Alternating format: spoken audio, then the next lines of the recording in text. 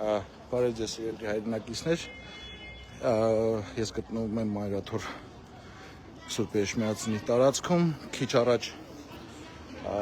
առավոտյան զբոսանք ունեցանք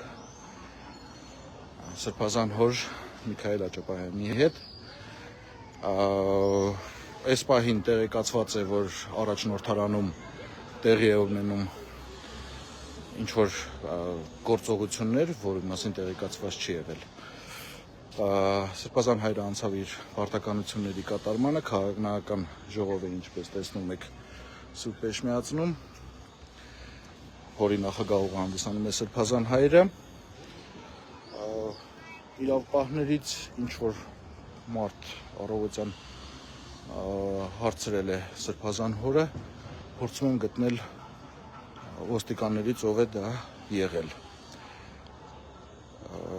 Այս պահին